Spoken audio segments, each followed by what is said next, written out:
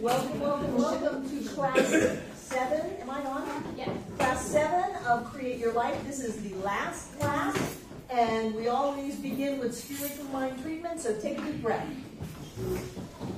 and let it out. And please continue to breathe deeply so you don't pass out. And what I know is that there is a power and a presence, a light and a light and a love that is in and through all things and yet is beyond the concept of thing. It is energy and movement. It is consciousness and awareness, intelligence and flow. And I know that that energy that is beyond anything I can imagine is right where we are now. And so we open up to that idea that the infinite presence of spirit is present at the point of us right now. That we are made of God's stuff. We are divine beings of light and love, and all is well. And I know that this evening we hear what we need to hear, and we incorporate these principles into our lives to continue to create lives that get better and better and better. And with great gratitude for the Principles of Science of Mind, for Center for Spiritual Living Asheville, and for everyone in this room, with great gratitude for the ability to share in our growth together. I simply release this treatment into the heart of God, the mind of God, and the body of God, because I know that it's all God. As together we say, and so it is. Thank you. Wonderful treatment manners. Thank you for stopping at the door. Come on in. Hello, hello, hello. Hello.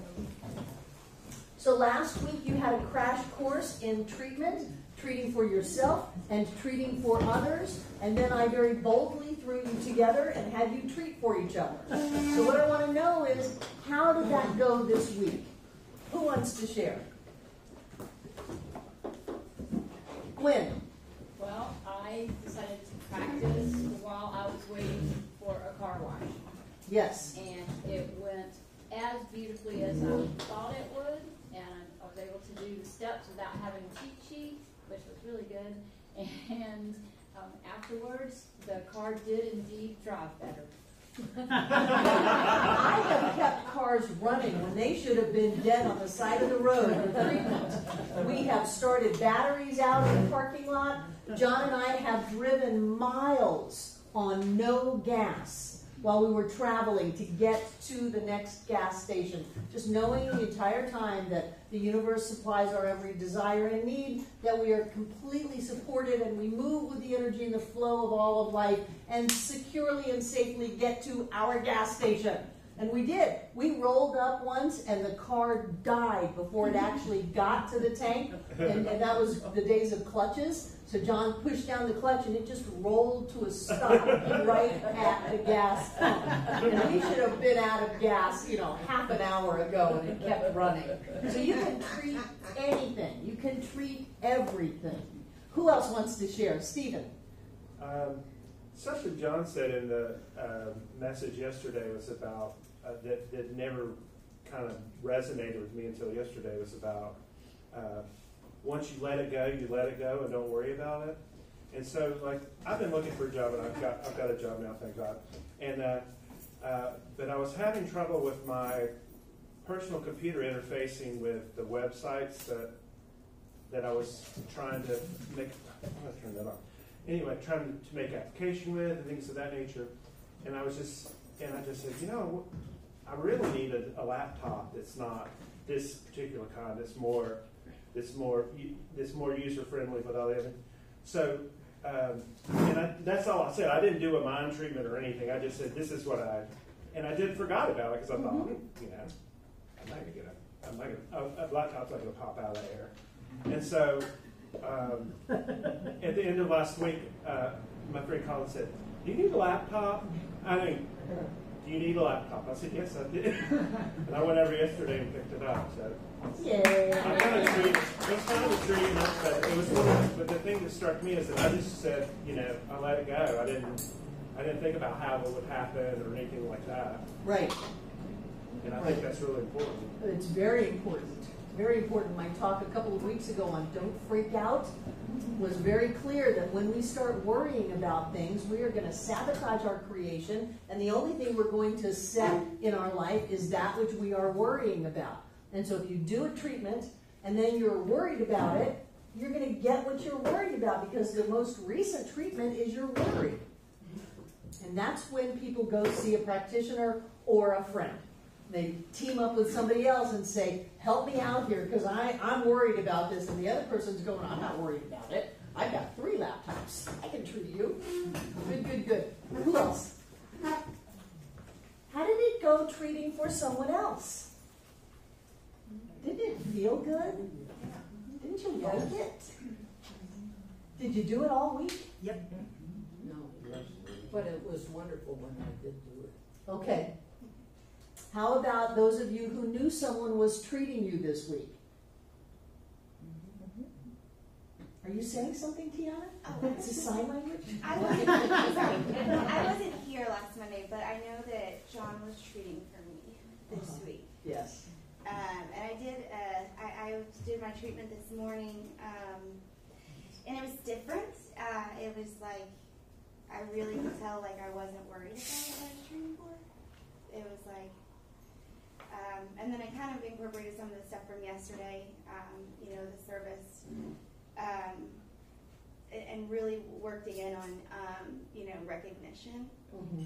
And I think that that's kind of like, wow, it went so, it was just, you know, really recognition. Recognition is powerful. Yeah, and I really just built on that. And so it was almost like, after that I didn't really feel like I needed to finish the treatment, you know, because I was really there. Right, So, right. Recognition is very meditative. And you can just hang out there for an hour. yeah. And just go out there to the wildness of all the universe, the quarks and the fractals and the particles and the rays of light and all the vibration and all of that. It's very fun. Does anybody else have anything they want to share? Good. Who are you? My name is Connie Winkle. Your name is what? Connie Winkle. Hi, Connie. This is my wife getting some coffee, Tina Winkle. Hi, Tina. And we are from Texas, and we wanted to come and visit. Connie and Tina, welcome. Welcome, welcome, welcome.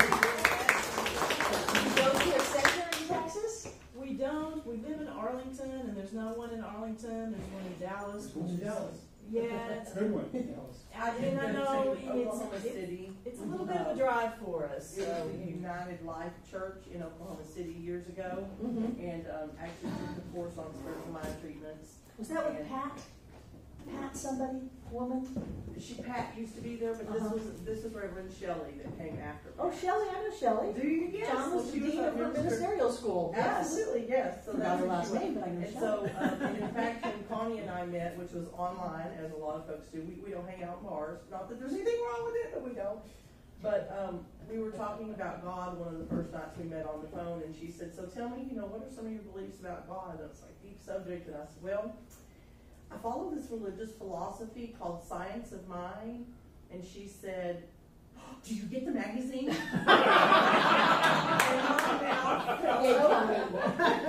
so that was when we knew. Oh, that's wonderful. Anyway, so it's been a journey, but yes, we're very happy to be here. And we will be relocating to Asheville. I've lived here once before. Whoa. In the future, when she retires. Yay. So you Second will time we've been know here you this year. better. So we don't interrupt. We just wanted to see y'all's faces and feel be here. Are you familiar with our website, Connie? I had Not looked at yours in it, and particular. I was actually looking at the one, the Don't Freak Out thing, Mm-hmm. and I'm like, I've got to listen to this. I haven't yet, but I'm marching to go back to. But we just wanted to meet y'all. So. Yay. Glad you're here. Yay. All right. This public service announcement brought to you by.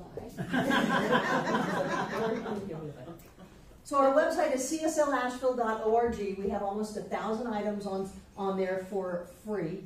We've got classes and workshops and Sunday celebrations and books and audio books And we're just posting this week our 3rd book in Spanish, John's book, 5 Steps to Freedom, which he gave up the copyright to, and it was quite a trick getting divorced to release that copyright. There were lawyers involved. But we have Cinco Pasas, Hacia, La Libertad. I edited it for the final edit to make sure everything was in the right place. And I've got English and Spanish sentence by sentence. So that's 5 Steps to Freedom that will be on our website this week. And already it's going to be required for the Latin American practitioner classes. Oh, good. Yes, yes. And we have a couple of books in Russian on our website. We have 5 Steps to Freedom, which we put up there, other than John wrote it. And the original Science of Mind textbook is up there in Russian. So that's wonderful. So you can tune in. Also, I wanted to move into just a little bit of discussion about the class that's going to start in 2 weeks. We are going to be going through the original Science of Mind textbook. It is my favorite, other than this thing called You, it's my favorite Ernest Holmes book. I like it much better than the revised textbook.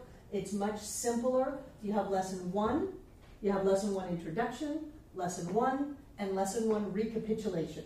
That's a 1916 or 1920s word, recapitulation. And then you go on to lesson 2. And so it's laid out very simply, and the book is available on the website as a free PDF download. It's also available in 10.5 hours of audio recording by yours truly. But it's on the website if you want to download it. But if you want to come to the class and you don't want to download the book, you want an actual book in your hand, if you would let me know that, I will order them from Florida.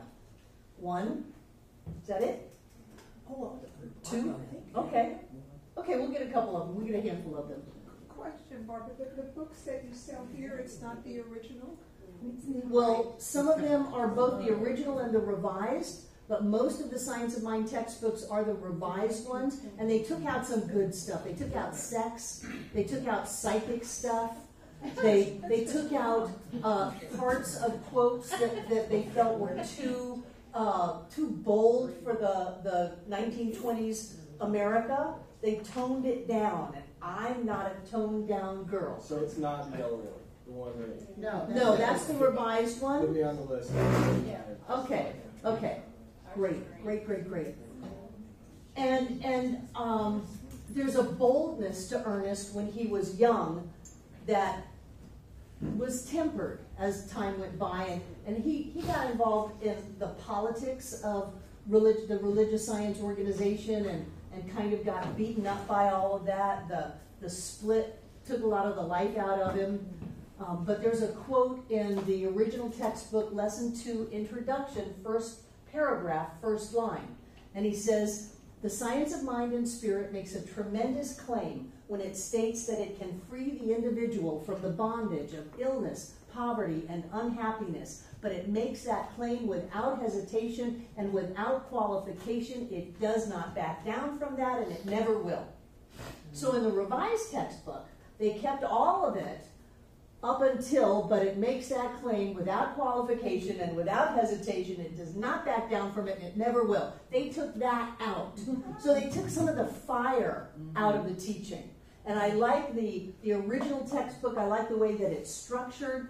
I have taught it a number of times. I'm really good at it. And I like the way that there's passion and life in it, instead of trying to make something that would be more palatable for more people. You know, it's just pure earnest, pure science of mind.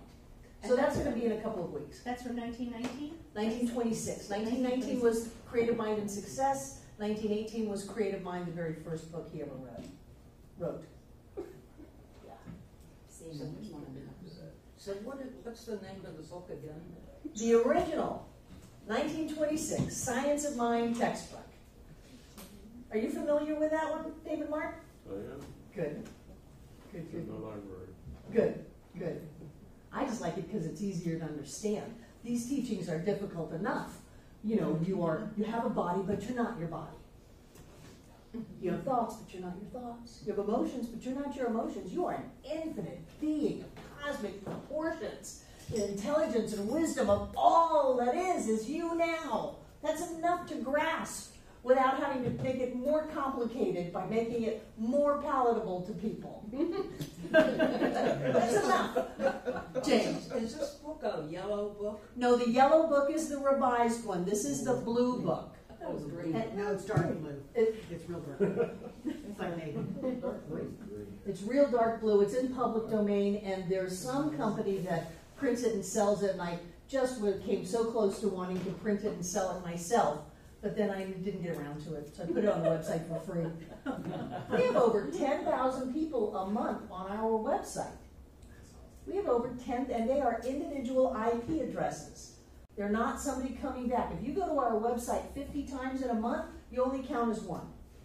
If you watch YouTube minutes, they count every minute, and if you click the YouTube off before the video's done, they only count the minutes that you watch. And so we usually have about 50,000 minutes watched on our YouTube channel. The website is rocking, so I would rather put the information out there for the entire world for free to use and grow than start my own publishing company just to make a better copy of the original Science of Mind textbook, because invariably the cover falls off the book. Constantly squirting more glue in there. And we thank you for that. You know, I didn't come here to do nothing. I came here to do something, so if I'm going to do something, I might as well change the world. There you go. Yeah, otherwise, why bother? Are you comfortable? Yes. Is it hot? To me, it's hot. No, that's perfect. Okay. So this class has been on creating your life. And we started off with these ideas about hidden beliefs. We looked at our true purpose in repeating some of the neurotic patterns that we have done in our lives, rather than to beat ourselves up for them, to look at how really we're coming from a noble place of wanting to experience love. And that very often our tools for creating that are not as mature as we would like them to be. So let's say that we're coming from a child that's a not okay child place, just in transactional analysis. The not okay child continues to act out to try to get the critical parent to love them. And they don't realize that that's what's going on. So we get lost in a cycle, and then we say, well, I'm doing my affirmations, I'm doing my treatments, and still the same problem keeps reoccurring. I don't have enough money, people don't like me, I'm left, I'm abandoned, whatever it is, I sabotage my success. And so we keep acting those things out. And when we look at that, as this comes from a very noble place of wanting to experience a high level of love in our lives, then we can move into a state of love, and that diffuses the sabotage and the dysfunction. Do you remember that? Mm-hmm.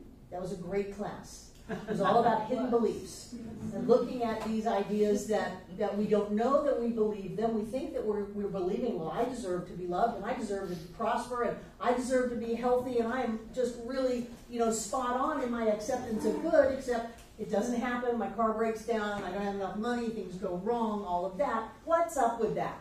So that first class was all about what was up with that, and how can we start turning those things around, how can we look at our hidden beliefs and then turn them into an affirmation and move forward from that. And then we moved into these ideas of doing affirmations, of doing treatment work for ourselves. You got to share in John and my 30th wedding anniversary and watch our wedding video and all of that. That was great fun.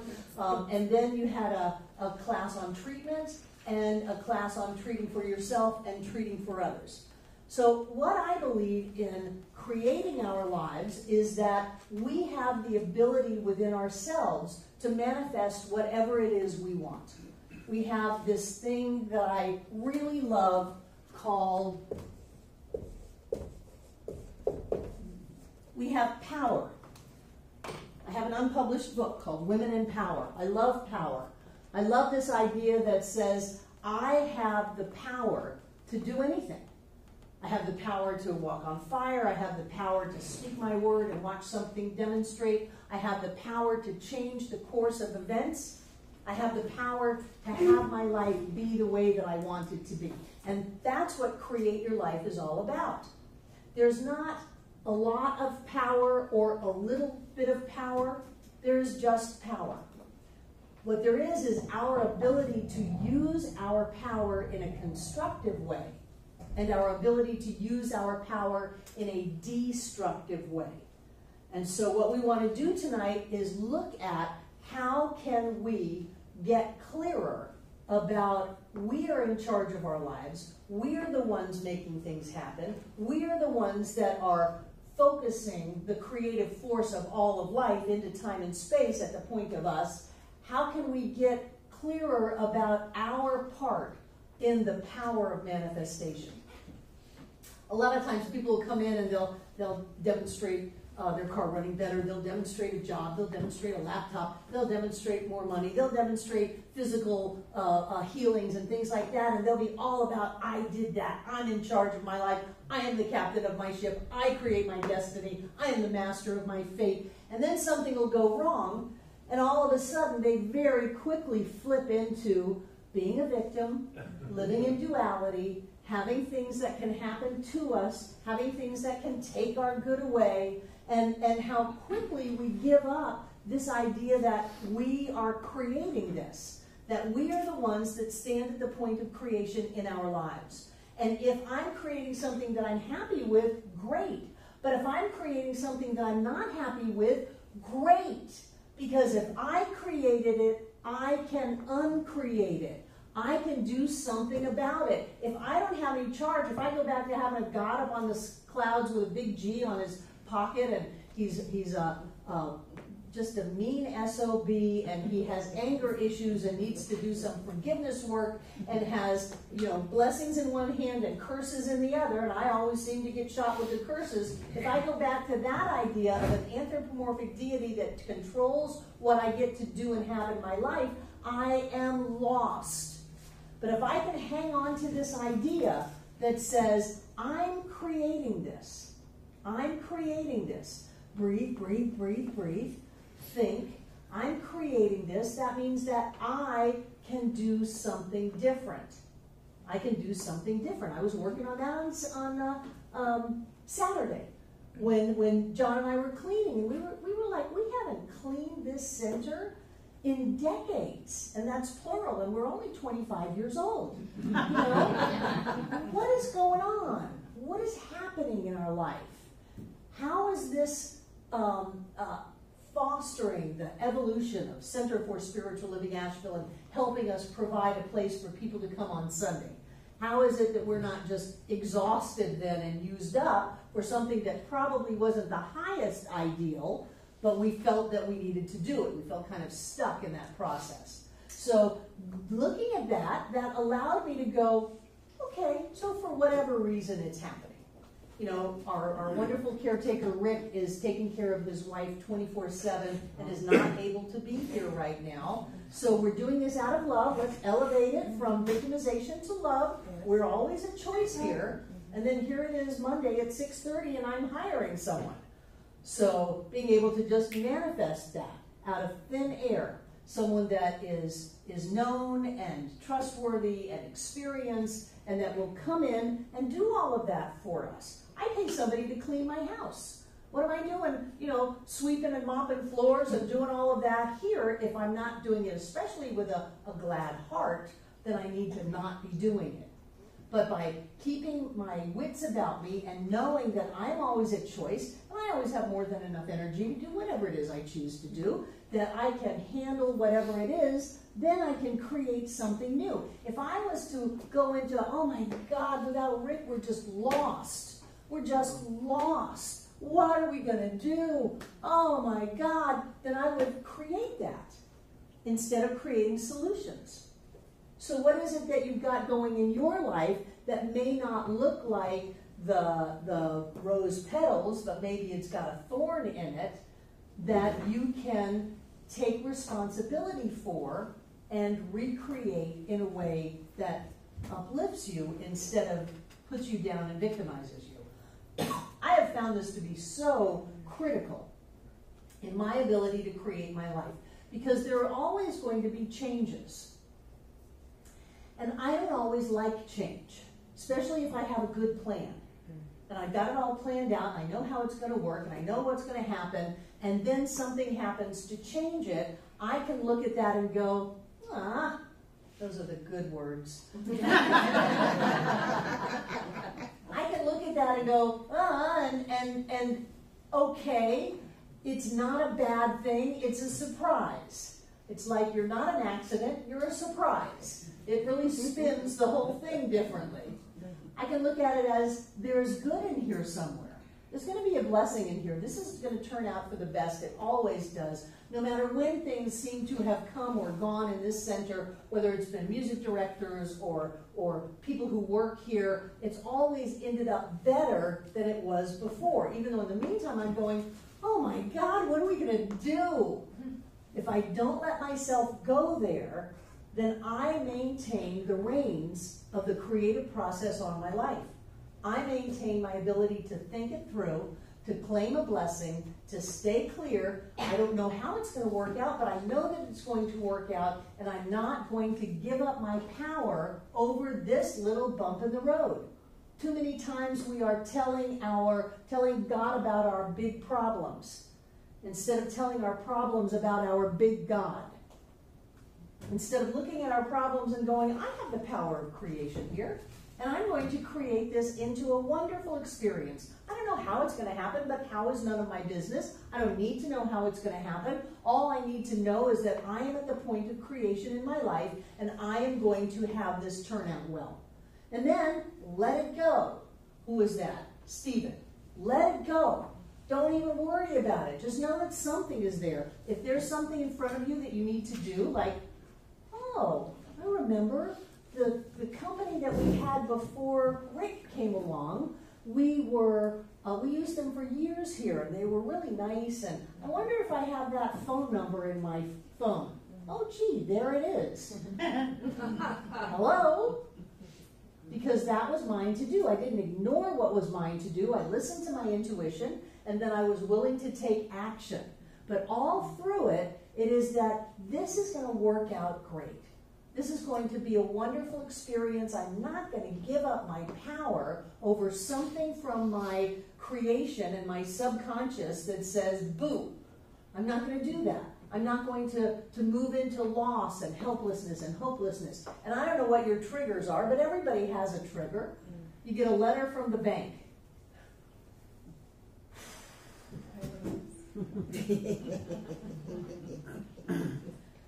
It's very important for me, whenever I get surprise mail, that I get clear before I open it. It's just easier to change what's in the letter before I read it. You can change it afterwards, but for me it's easier to change it before I open it up. And sometimes I'll smudge it, and I'll incense it, and light the candle, and love it, there's only love, everything's great. And then when I'm feeling in my power, I'll open it up, and it'll be a wonderful thing. But if I go take something and rip it open and go, oh no, what now? It's going to be that. But we are the ones at the point in our lives, we are the ones with all of the power. And I think that one of the things it goes back to is some of those old hidden beliefs about, do we really feel like we deserve to have things go well? Is there a hidden belief of no pain, no gain? That some things have to go wrong? Things just can't just roll out in a red carpet. Everything's not coming up roses. You know, do we have that belief that maybe we have to work really hard to have what we want? Do we have a belief that says other people get theirs before I get mine? And some of these are important, all of these are important to look at, because being a person of power asks a lot of you. It's easy not to have power. Then you're just reacting to life, other people are calling the shots, and you can just kind of bounce your way through your experience. But for you to have power in life, It means that you are strong and solid. And it also means that some people may not like that. Some people that maybe if you've gone through life by feeling victimized and powerless and small, that if you've had some relationships based on that kind of a presentation of yourself, if all of a sudden, no, I'm going to be in my power. I'm going to stand and tell the seas to calm and the winds to stop. I'm going to just create my life and not give up on any of it, not compromise on any of it. I'm going to hold myself to the highest level and claim that power and live that power. When you do that, not everybody's happy about it. And so, again, you've got to look at what is it that you want in life. Do you want that sense of power? Do you want that sense of clarity, that sense of mastery, that sense of being in charge? I do. I love to be in charge. I just love to be in charge. One of the biggest things I've ever learned is how not to be in charge. Just breathe. It's going to be okay. It's going to be okay. So if we're willing to look at some of the things that may be tripping us up in standing in our power, then I believe we can open up more to the power that is. It's not that all of a sudden we get more power. Boy, that's Barbara Powerhouse, man. She's got a lot of power. I don't have any power, any more power than you do. I have all the power. And you have all the power. Power is a given. It's not quantitative. And so as we open up to that and as we're willing to stand up to things that go bump in the night and things that want to push our buttons and trigger us and say, no, I am not going to do that. I am not going to go down this road again. I'm not going to end up not having what I want. I will have the way that I want it. I will have it the way that I want it. And I will hold my own feet to the fire to make sure that I am having on the inside the equal vibration of that which I want on the outside. I am not going to compromise. Yay! Yeah, that asks a lot of you. It asks a lot of you. And it asks that we see ourselves differently. I've often said that the child that I was had no business growing up to be the woman that I am today. And there, but for the grace of I, go I.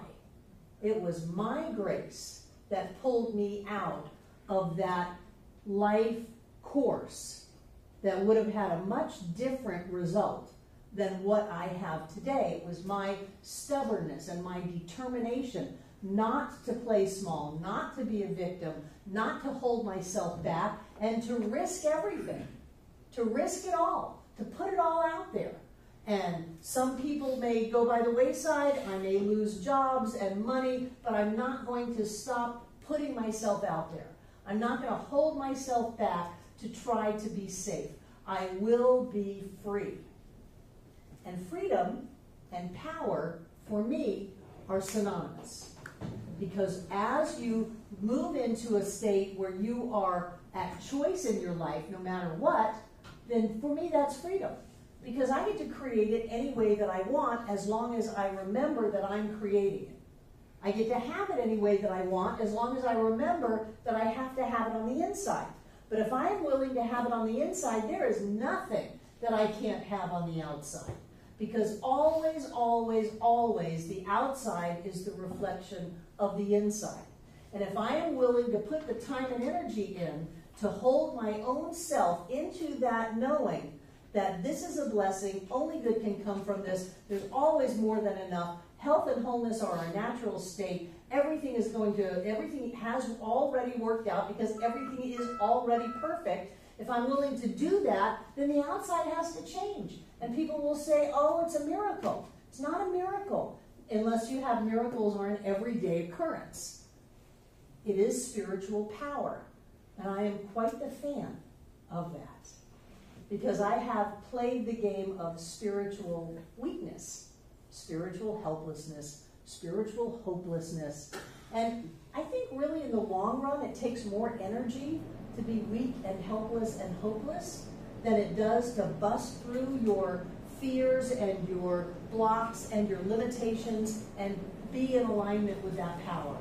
I think that it takes less energy in the long run to ride that wave of the universe as it lifts us than it does to constantly fight against our good and demand a lesser outcome. And it's not any fun. It's not any fun to have things be a bummer all the time, to be mad all the time, to be angry and critical and feeling like life is just, kicking you while you're down kind of thing. It's not any fun. I think it's much more fun to challenge ourselves and to go a little bit farther and a little bit farther and a little bit farther and listen to our words and not allow ourselves. What was it, that thing John said? I no longer allow myself the debilitating habit, and I put in, of worry, which in the past I have used to keep myself back, to hold myself back. So I don't allow myself this debilitating pattern, this habit of getting almost all the way up there and then caving, or getting all powerful and positive and then letting somebody trigger me off with something as ridiculous as politics or the economy or the neighbor or, well, the newest illness that they found or the newest food problem that's out there. I don't allow myself that debilitating habit, and it's a habit, of jumping down into the pits. And if I do, I climb out. I climb out, even if it is difficult to climb out, even if nobody's helping me climb out, even if I don't know if I'll ever get out, I have to keep climbing. I won't give up on me. I won't give up on me for you. Just think about that. I won't give up on me to please you. I won't give up on me to try to buy your approval. I won't give up on me to try to fit in. I won't give up on me because it's easy, and then I can just go home and go to bed.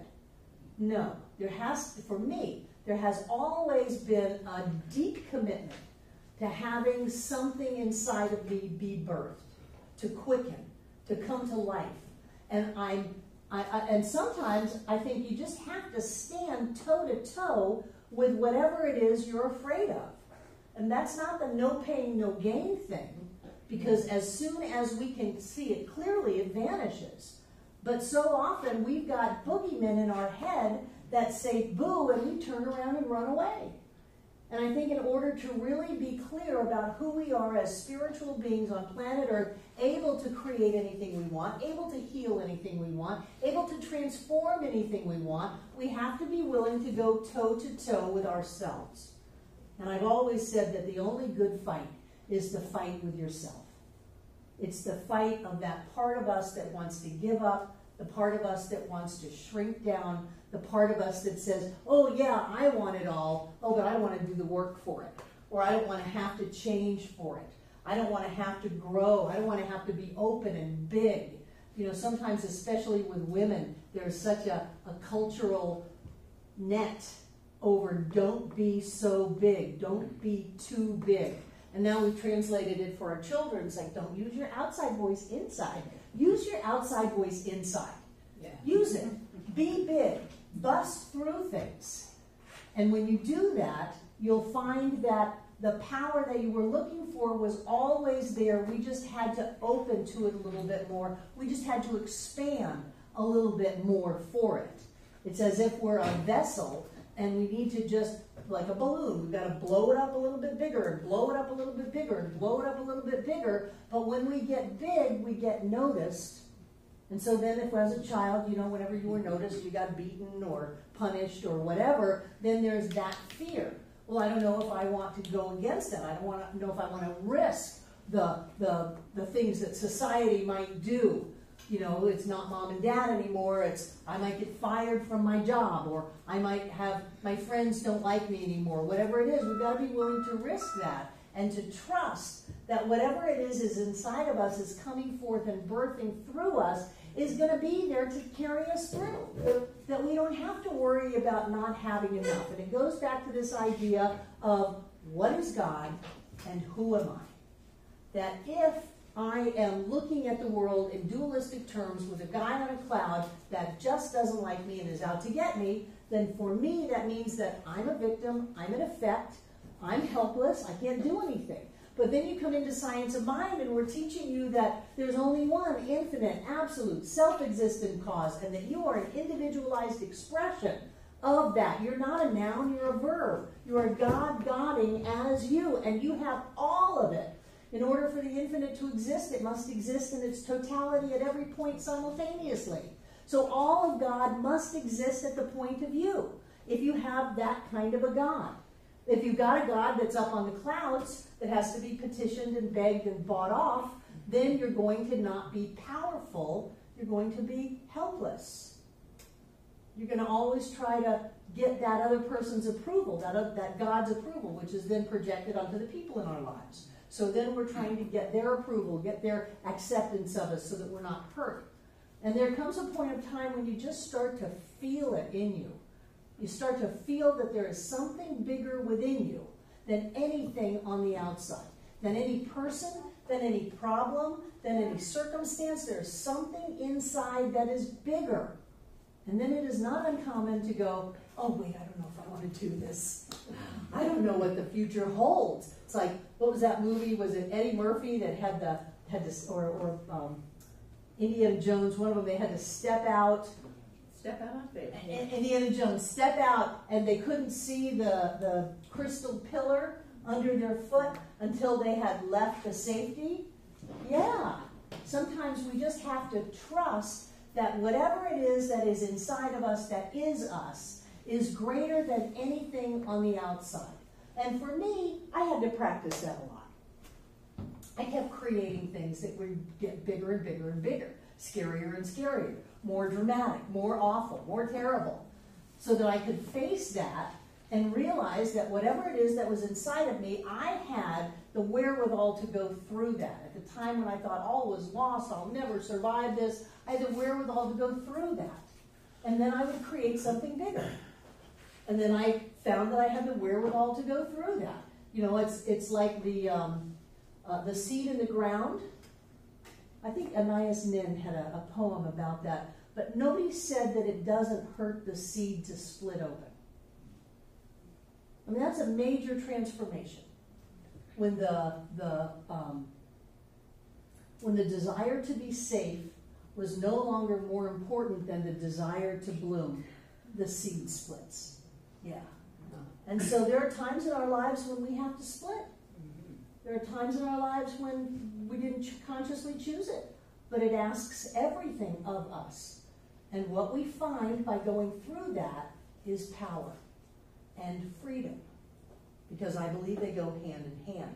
And then we can look at anything and know, boy, I've survived worse, or I haven't survived worse, but I've survived up to here, and I have every faith that I'm going to survive this, that I'm going to be able to transform this, that I'm going to be able to find my way through this, that I'm on my perfect and right path, doing what I need to do, and that all is well, because I am the one who put myself here.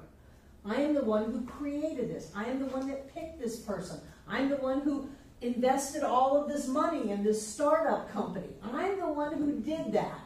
And that means that I have to have the ability to find my way through. I have to have that. And the more you play with this, the more you exercise it, the more you push yourself a little bit, the better at it you get, and the more in touch with your power you are. I think it is really important to use our power consciously. I think there are plenty of people in the world who are using their power not in a conscious way, but in a destructive way. You can use power in a destructive way easily. You know, we've all done it. Most of the time, that's what it is. For a lot of people it is. Not most of the time here it isn't. No. But yes, Jane. I just, real quick, is it fair to say, therefore, that I could say something like, I don't allow myself to be weak and yes. filled with fear? Yes, that's called a denial, and John's not going to want that in a treatment. But for your self-talk, I don't allow myself to be weak and filled with fear. I am done being weak. I would rather be dead than weak. Right. So I am not going to allow this feeling of weakness to then create my experience. I'm just not going to have it. And I'm going to do everything in my power to move into a sense of strength, to move into this idea that says, you got this, baby. You've handled worse. It's like some people will criticize me, and I used to say it out loud, but I've kind of matured. But what I'll say in my head is, I've heard worse from better. You know, is that all you got? It's like Captain Dan strapped up to the mast of the ship, flipping off God in a hurricane, and saying, is that all you got? So that was a major healing for him. That's when he took his power back. He gave his power away when his legs were blown off. And he took his power back in the middle of a hurricane, strapped to the mast of a ship, screaming at God, saying, you can't take me down. I'm going to live. And I think that sometimes, although we don't have to be as dramatic in Hollywood as that, but I think that sometimes that is what it takes. And rather than, you may have noticed this about me, rather than coddling you and saying, oh, there, baby, that's so sad that you had to go through that. I just feel so weak. You know, I'm sure that you barely have it within you to get up out of bed, so let's just celebrate the small wins. I don't do that. I say, knock it off, suck it up, cupcake. That sucked. But what you need to do is find your power.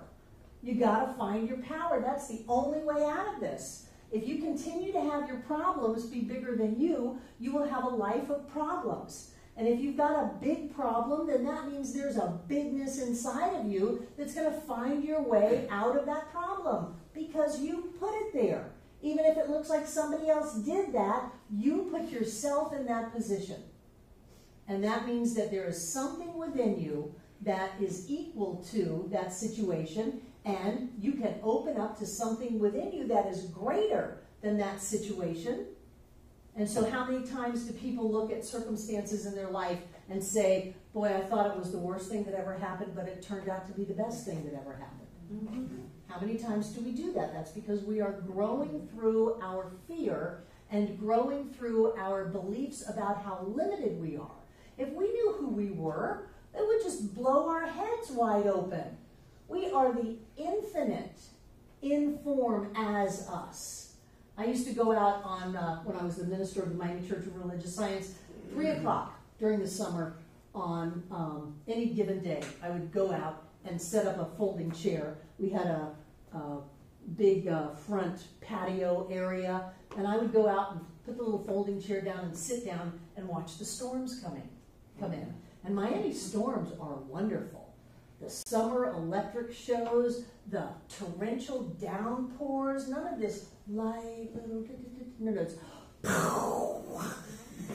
and I would just go out there and go, that power is me.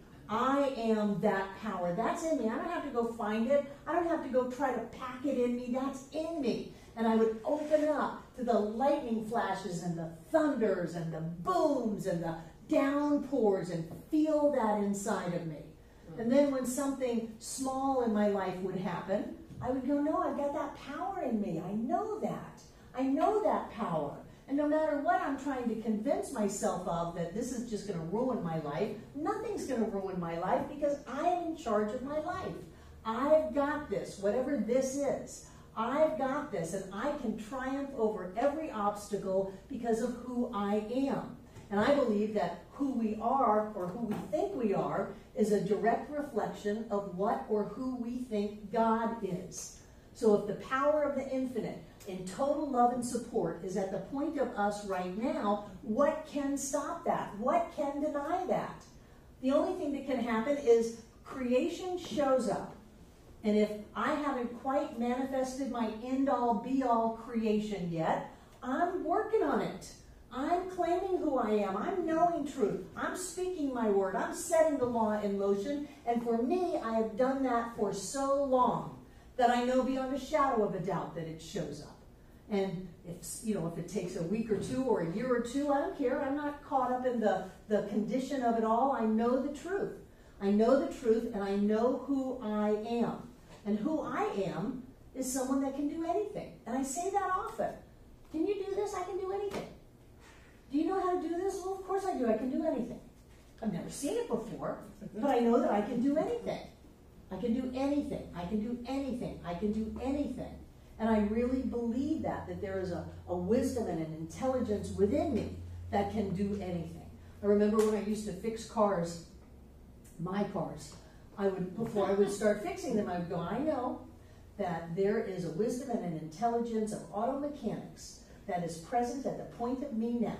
And I know that I am divinely guided and directed to turn things a certain way and to move things a certain way and to know what to do, and that the outcome is that this car works. Now, I was willing to have someone else come and fix it.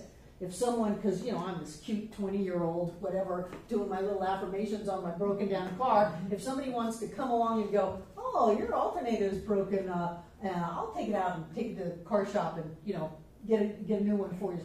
Great demonstration. Yeah. Or somehow I take that out, and I've done this, taken it into the car shop and go, I don't know what this is, but I'm pretty sure this is the thing that's not working in my car. And they give me another one, and I put it in and it works. I do that with plumbing.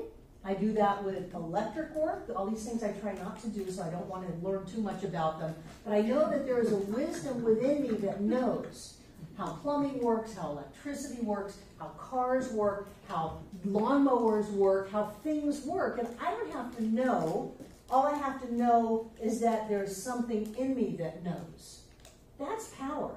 That's not going, oh, I can't do that. I can never do that. I can do anything. Yeah. If I can do anything, how can I say, oh, I can't do that? I can do anything. I can do anything. I can do anything. That's freedom for me. And to be able to wrap my head around that, there is no additional power for you. You can't get any more than you already have, because you already have it all.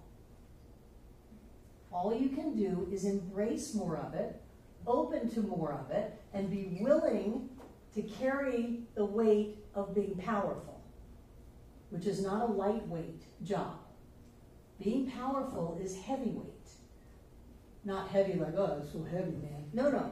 But there's a strength and a solidness and a fullness to being powerful that I think many of us as physical beings are afraid of. I'm more afraid of being mediocre. I'm more afraid of wasting my life. I mean, God, look at all the work we put in to get to here. Let's not blow it. Let's not blow it by caving to circumstances or public pressure or whatever stories you have going on in your head about what you should and shouldn't do. Let's not waste all of that time that we spent getting to here. Let's keep going. And the way that I do that is whatever is going on, I claim responsibility for that. Sometimes things will happen and it'll just be silly, like, I don't know, like a war stops. I go, we did that. Like what? A war stops. I remember the first time Saddam Hussein was going to invade somebody, and there were churches all over the country praying that Sunday, and John took us through this wonderful guided meditation of loving him. Not don't do that, but seeing that he is God in form as Saddam Hussein, loving him, light, joy, and for some reason that particular Sunday night he decided to call off the invasion. And I was very clear, we did that. I did that. You did that. But then you have to also be willing to take responsibility if something is going on in the world that you don't like, that I did that. Even if I had nothing to do with it, supposedly. I did that. I remember with 9/11, the first thing that Rocking Bear, my teacher, a native teacher, said is, we did that. Because if you're going to be powerful, you don't just get sweetness and light, you get power for it all. If we want there to be peace on earth, then we have to accept responsibility for all of it.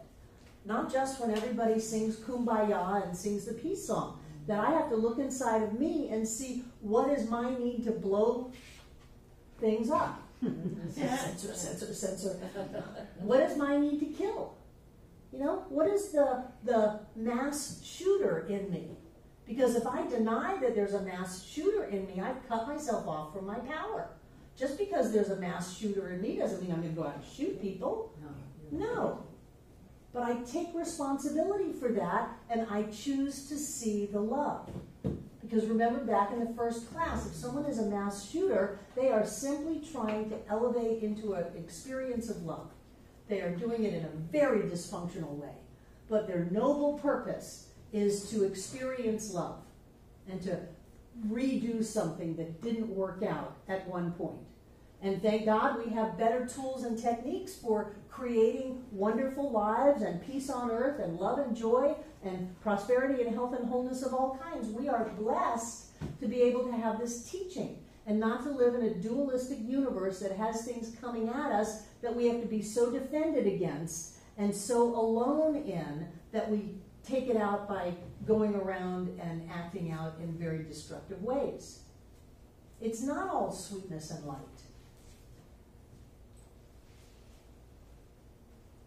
Power is tricky. I like it. I would rather be responsible for all of it than responsible for none of it. And I would rather be willing to look inside of myself and see where am I still holding hate and divisiveness and anger and upset and fighting, and where can I heal that, and how can I lift myself up into what I really want, which is love. It's always love. We always want love. And how can I shift that within myself? And I believe, call me crazy, I don't care, I believe that because we are all the same thing, that as I heal it inside of myself, it heals within everybody else on the planet. And let's go a little crazier than that with Barbara Waterhouse.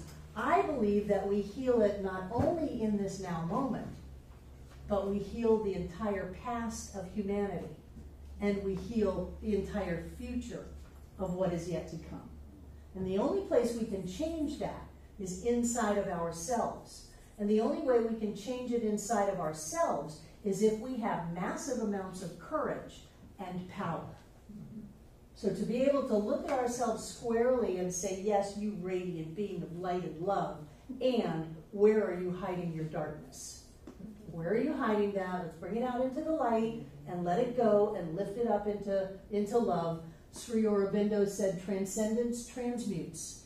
So as we lift it up, it changes the very essence and the nature of it. It came from love. As little children, all we wanted to do was love. And if we were in some kind of a crazy dysfunctional experience, then, the child will go to the abusing parent. The parent that beat the child and put it in the hospital. That's the parent that the child will run to. They won't run to the parent that kept them safe. They'll run to the parent that beat them. Why? Because they're trying to recreate that experience and bring it into love. So if everything that we do that's dysfunctional is our attempt to bring it back into love, how can that be wrong? And as adults, we can take that and we can bring it up into the love, but we have to not be afraid. We have to not be afraid of who we are. We have to not be afraid of our strength. We have to not be afraid of our power.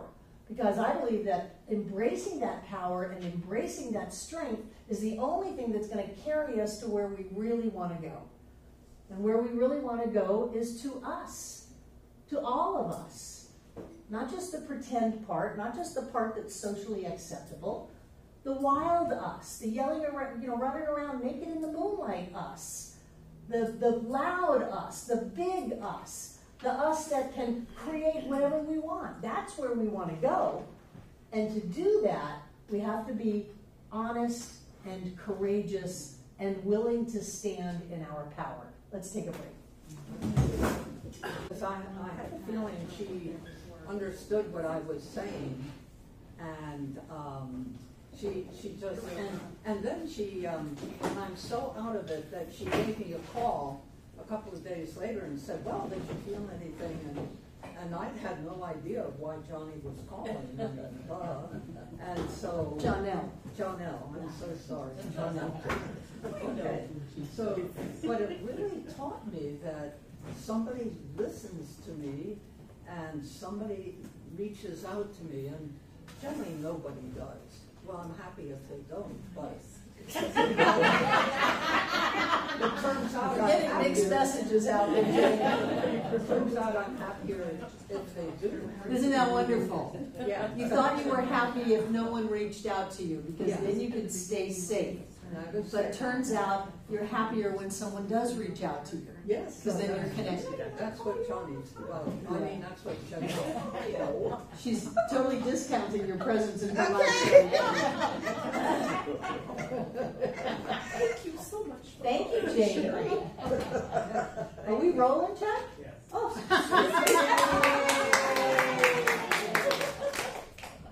So, Stephen.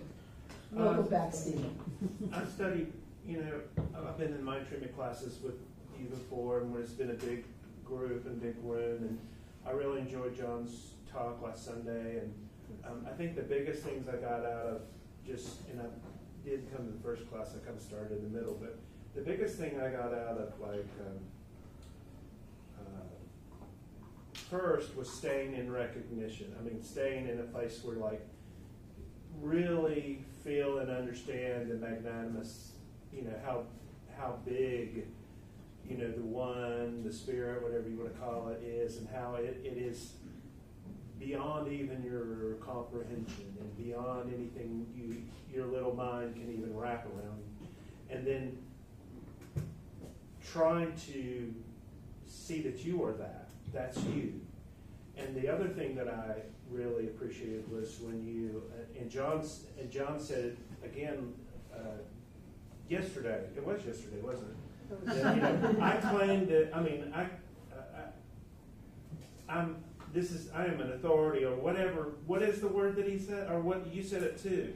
I claim and declare all of the power of the universe is present at the point of me right now. And I am, I have the authority, to whatever. But I thought that was really powerful, and I think that that's the way you kind of have to think about it, because whether you want to accept it or not, that's the truth.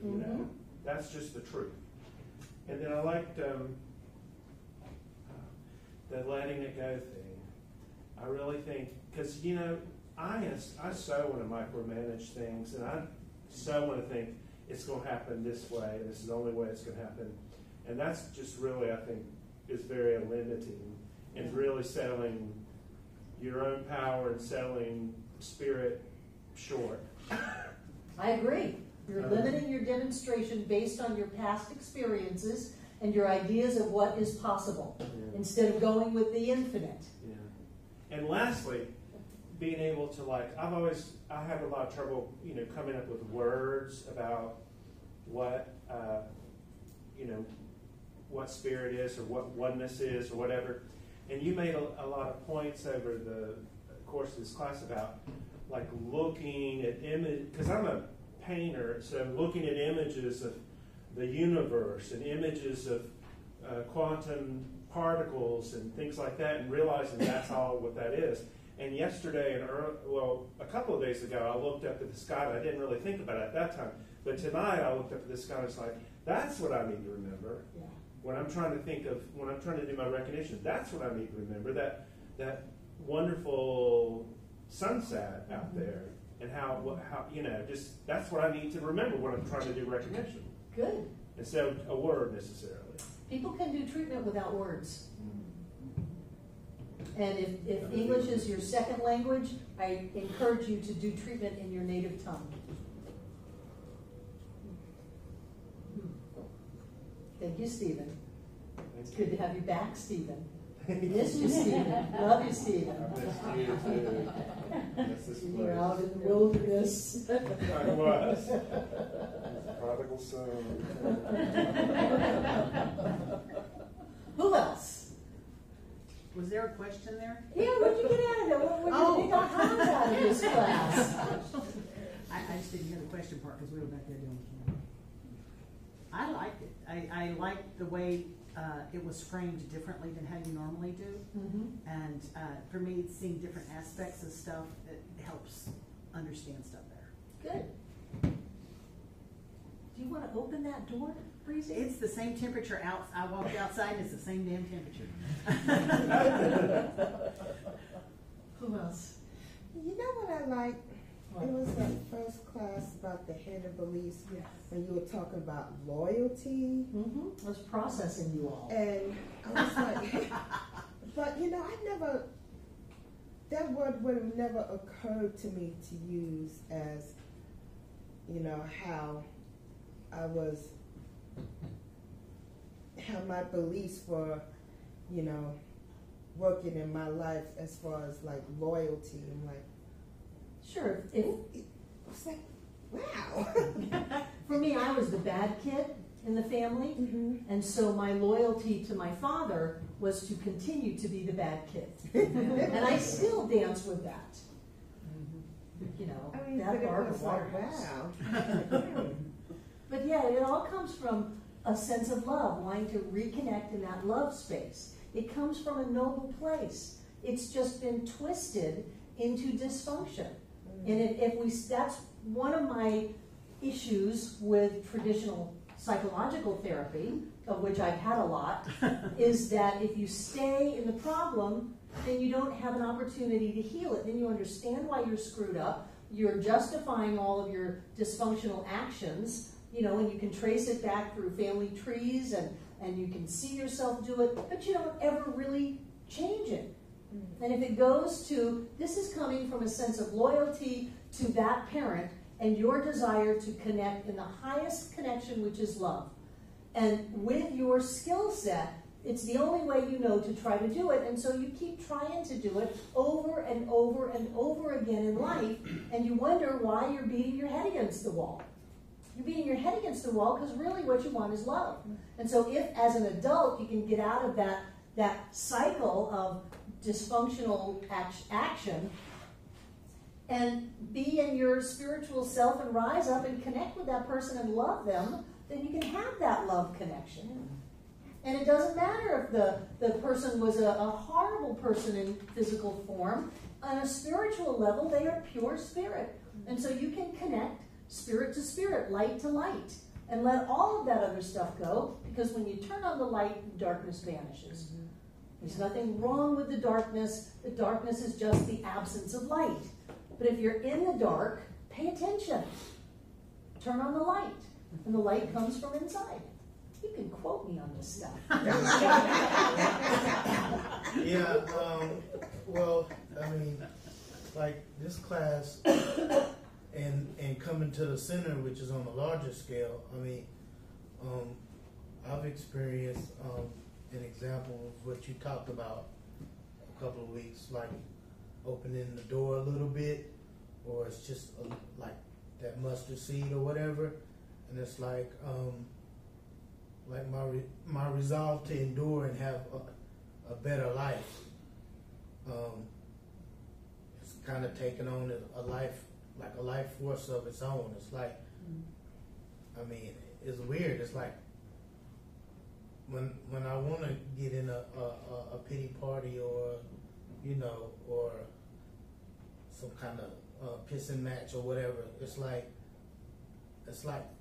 something in me is like, man, you don't have to do that. But then even when I fight, that positive part of me is still like, it's just still taking on a life force of its own. And it's like, I kind of loosen up and get over it. I can't describe it. Called growth? Yeah, growth. Yeah. Yeah. It is, when the part of you that is healthy overtakes the part of you that is not. Yeah. That's called growth. Yeah. And that's why we practice. That's why we put the time in. That's why we come to class. That's why we read. That's why we meditate. That's why we do treatment work. That's why we connect with each other, because we're kind of like making spiritual deposits inside of ourselves, so that when we go into the pity party, we've got something to make a withdrawal on. And there's plenty there to say, come on, you can do that, but you don't have to. Come on, let's go have some fun. Yeah.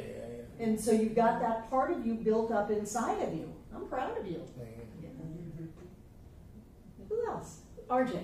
Well, I'm trying to remember a lot of the amazing, insightful things that have been said through the classes, and I can be very visual, so things that come to mind are something I can see concretely. I'm envisioning, the vision boards we did in class 3 or 4, whichever it was, and the things were on my board, I can still see in my mind, and brings me back to them. And I think it all culminated tonight, with this class in terms of the power. I see the word power, and I think it's really put it into a whole new concept of what power really means. I would probably now look at a cupcake. Where am I going with that and say, suck it up, cupcake? That's a quote I remember from you. I did a whole talk on suck it up, cupcake. Yes. get those limiting thoughts. Well, yeah, and I'm not big on self-care, and I'm just at my wit's end, and I really have to take care of myself. No, we have to get inspired. We have to get excited. And when we're excited and inspired and growing, we have infinite energy to take care of stuff. When we look at ourselves and go, oh, it's just so hard, then we just poke a hole in us, and it just all slips out until we're nothing. That's the suck it up cupcake. So you really can handle this if you want to. Get out of your pajamas and go get a life. Jane and then David Mark. Yeah, I all my life I've thought of my father as being very violent, and he has done some physical damage to me, which I just make sure to remember. But the thing is that I took a book out of the library kind of by mistake. It's called The Long Road Home, something like that, and it's Daniel Steele. And it's a great book, and I started, and it's the story of a little girl who was abused, and I mean really abused by her mother. I mean, and I read this, and I'm reading this, and it's just, I'm horrified, because I suddenly realized that, I created this big thing about my father, but really and truly, the abuse that this little girl in this novel suffered was like real abuse, and so I've been able to compare, okay, so that yours isn't that bad, and mine isn't that big a deal. Great, I hate I'll to take it. admit it, but yeah, it's because I really love to dramatize it. Yes, you do. It's your story. I keep encouraging you to rewrite it, to change it. I think it's time I should drop it, I've waited years to hear that, Jane. I've been trying for years to drop it, and there it is. There it is. Thank you, David Mark. So thank you. Specifically with tonight, I think that there's, at least for me, there's a very clear understanding of the light and the dark. But with respect to the power, we always hear of the power and presence. Mm-hmm. But maybe there's really also a power and absence. The power and presence is your volition, your will, your ability to choose and to actually use the power. Power and the absence is if you're not doing that. And then the opinions and the beliefs of others, the world opinion, law of averages, and the race consciousness then uses the power because the power's there. The power wants to be used. And then that's where the darkness and the trouble and the problems come from. So that the key is the power and the presence is your conscious attention and recognition and use and acceptance of the power. Right. Good point. Good point. I was always taught that you're either moving forward or going backwards, that nothing stays still. So if you're not using your power, you're going to go backwards. Yes. Thank you. Who else? Elizabeth. What I feel about this class is a very comfortable feel. I have not been around a Science of Mind church or even a Unity church that I could attend for 20 years. And I had forgotten all the time and effort that I put forth in learning to read Ernest Holmes. And when you read it by yourself, you have only your viewpoint. But to come here and hear what other people think about it opens my mind. It makes it even better than I can do on my own. So I'm finding a lot of comfort in coming here. And even though I don't know how to participate particularly in some of these things, I feel a comfort of knowing that I've got help when I need it, if I need it. And I really am enjoying being part of it. Good. I'm glad you're here. Yay. Who else? Yeah. Judy. You were looking right at me. What? I have the power. Speak, child, speak.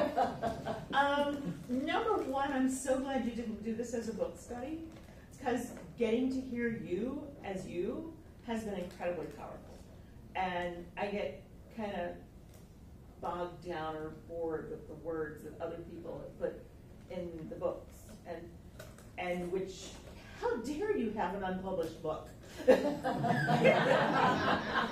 Seriously, you have so many people to support you in that.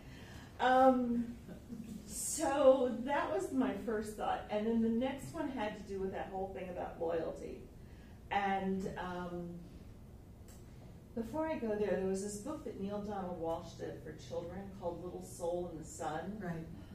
The first time I found that book, I was sitting in, it was family therapy time for me and my boys right after whatever, and the story unfolded. And I was sitting in the waiting room waiting for them, reading this book with the tears just streaming, because I realized that the little soul who was dark was my father.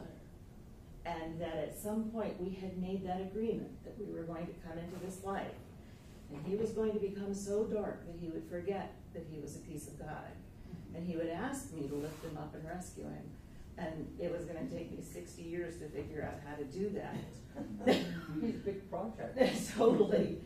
And so in finding that, I was able to understand what the brilliant and gifted therapist that I had had 20 years before had told me about the loyalty bonds. He could work miracles in the lives of abused people who had been abused as children. He said, but whenever he got to that loyalty bond, unless the person was willing and able to let it go, there was nothing else he could do, because it was just more powerful than anything else on earth.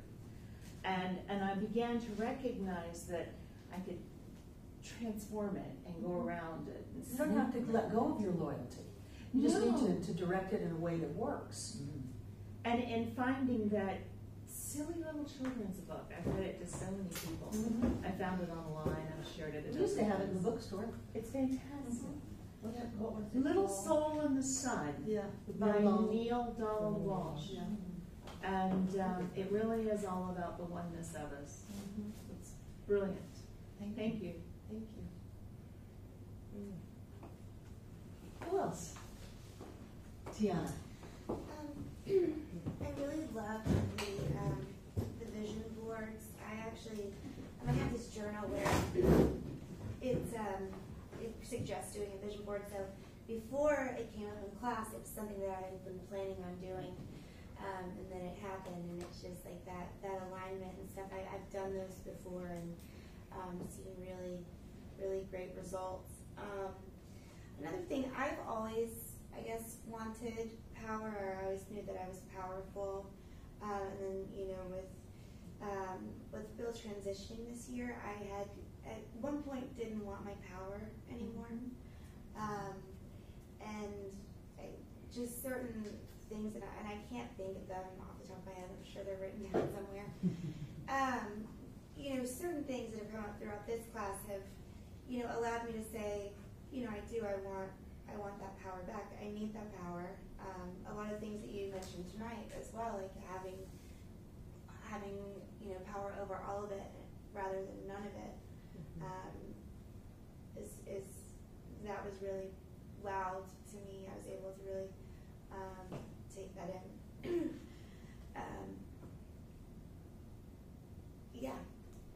I've just lost my train of thought while I'm speaking, but yeah.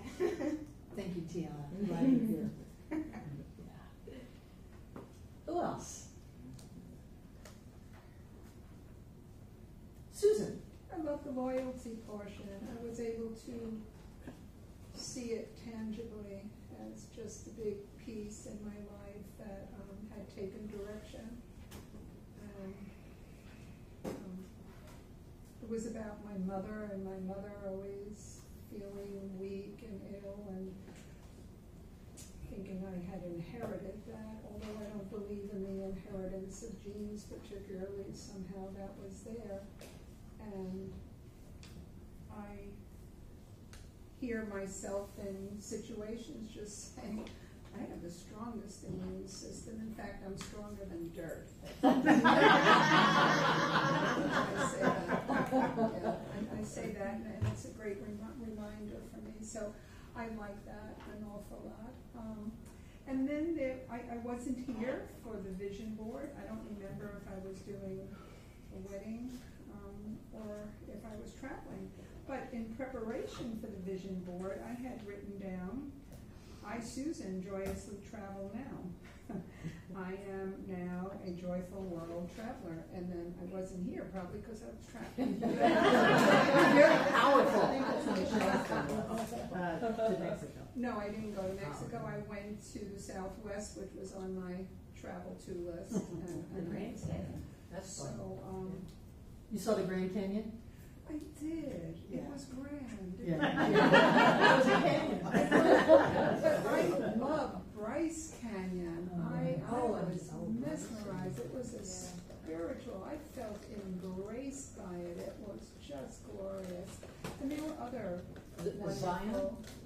Did you go to I like Zion. I love Bryce. Yeah. And there was a boat trip on the Powell and Route 66. I definitely am going back and going to see more of it. That was fun. Good for you. Thank you. Thank you. Anybody else? Yes, Connie. Well, I've only been here about a minute. But I really got a lot out of this evening, and talking about claiming your power, and it's something that I know to do, but I don't always do. And I just want to say that being around all of you, I feel like I'm home. Yay. And I never knew I would feel that outside of Texas, and we've been talking about moving to Asheville, and every time I come here, it's more and more like home, and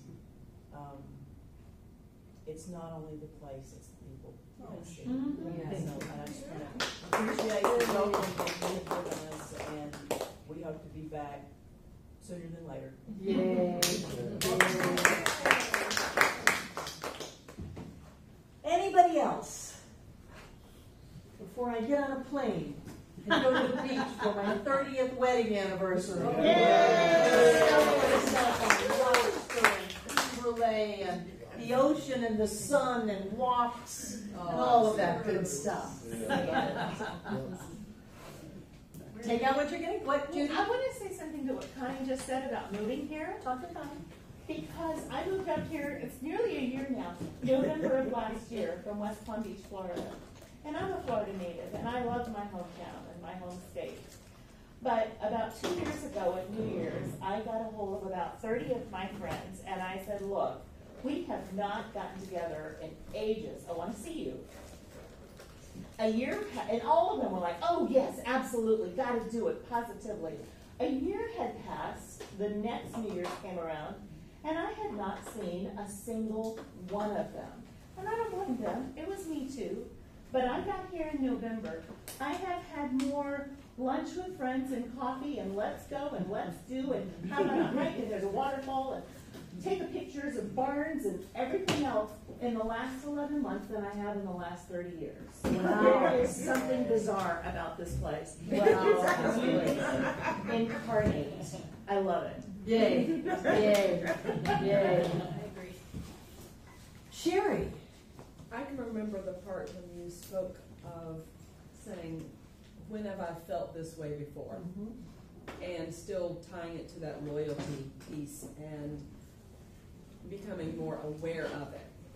So when it comes up, it's just not some foreign, random experience. There's this recognition that this is something that has welled up in me at previous points. So I believe those are steps in the right direction.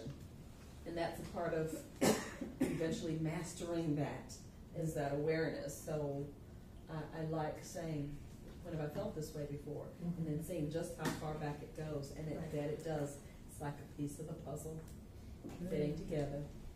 making it make sense. Mhm. And when things make sense for me, then I can shift it. And to add to that, I will also ask myself, what did I do to set this up? And did I do that last time? And did I do it at the time before? Is this my pattern? Is this, and then I'll start to watch myself that I start that pattern rather than getting it to the end and saying, when have I felt that way before? If I start the pattern, I'll go, wait a minute, I'm doing it again, and I'm going to end up right here. So if I don't want to do that, let's shift it now. Yes. Yeah. Good. Thank you. Thank you. Anybody else? This is good stuff. When is the next class? 2 weeks. Original Science of Mind textbook. November 4th. Oh, November 4th. You've been a calendar. Should we get like a tally to find out how many books to get? How many people are going to want to buy a book? 1, 2. It's on the website for free. You got 2 of them over there. How much is the book? Do you know offhand? No, it's Okay. expensive because it's a person. It's High Productions or something is publishing it. They're the only ones in the world publishing it. It's in public domain. $25. Is it like this? That's how much. You know, it's pretty thick. The green hat, the blue one? Yeah. Yeah. It's about like this thick. I don't know. Yeah. It's about like that. Mine grow because they get kind of bent and soak up moisture and then they fall out and take them back in. But it's on the website for free on a PDF. You can just download it into a tablet if you want, or if you want to hold the book, then we'll order them for you. It's the blue one. The blue one. I was going to get 6 of them. I think I've got 4 copies in my office. But they're well used. Yeah. I need Hi, one. Kate. I was just gonna say, we take a vote, but, I'm sorry. we're pretty new to the community and feel like this class sort of came at just the right time. And it's been really, it's the sort of thing where I learn something and I think, oh, that's so simple, and then you unwrap it a little and it's not so simple. Yeah. You have to process it for a while. So I really appreciate that there are classes to really talk about it. Sure. Thank you. Because the more you hear it, the more you then go, oh, I didn't think of it that way. Or Right. it's like you get higher levels of understanding every time you hear the information or hear it differently. That's very wise. Sure, at the surface level, just only focus on what you want. Turn away from the condition, focus on what you want. Period, end of story. Now go live your lives. Wait a minute. I'm glad you're here. Yeah, well, we appreciate you, so Thank you. and the community. Anybody else? Time well spent. Take out what you're going to give.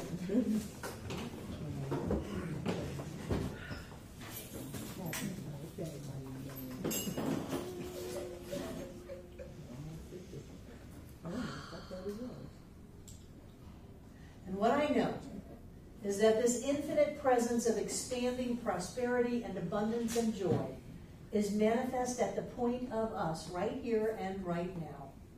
And so as we move into this process of giving out into our life, what we are giving out is the infinite manifestation of prosperity, abundance, and joy. And we know that every time we give something out, it returns back to us. We get more of it because that is the flow of the universe, is the flow of life. So right here and right now, we are clear. We are infinite.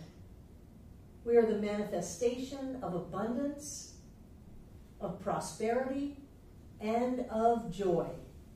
And that this gift that goes out tonight carries that energy with it and touches this center and then every place that it goes after here. That each one of us, as powerful, creative, spiritual beings alive and well on planet Earth, come together and allow this center to be all that it was ever meant to be. It is a place of peace, a beacon of light, a tower of strength and a fountain of wisdom, and it touches the lives of all who call it home. And so it is. So it is.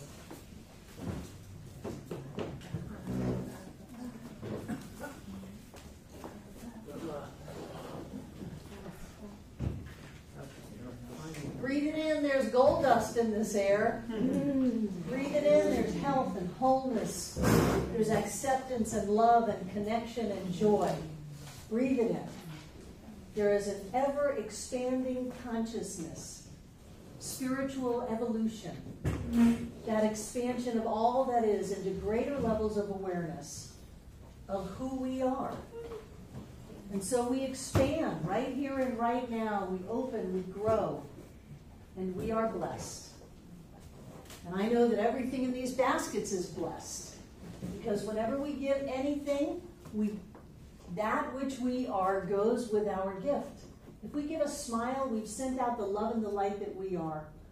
If we give a hug, we send out that love and that light that we are. If we give money, we send out the love and the light that we are. And I see it as golden light that fills up this room from the floor to the ceiling and all between the walls. The air is rich and blessed with God as us, infinite, abundance and prosperity and joy as us. And as Spirit moves in our lives, things happen. So right here and right now, we are touched, and we are blessed, and we are healed. And I know that that energy has to keep on moving. So it goes on out to travel around this world, to touch and to bless and to heal every being on this planet. And then I see it shooting out into the heavens to continue to touch and bless and heal wherever it goes. That energy is always here and always now, so it touches all of us here tonight. Everyone who has ever been here and everyone yet to come. And so it is. I love you guys. Have a wonderful couple of weeks. Hi, I'm Barbara Waterhouse. And I'm John Waterhouse. Thank you for watching this message today. Through our website, cslasheville.org, we have over 1,000 messages, classes, and New Thought books, all to download at no charge to anyone. Producing this incredibly valuable collection of ideas is really making a difference in the world. It's changing lives everywhere. Please go to our website, cslasheville.org, and click the Donate button. You can support this life-changing ministry, and when you do, we'll send you a note of thanks and also put you on our daily prayers. By doing this, you're helping to raise the consciousness of people across the entire globe.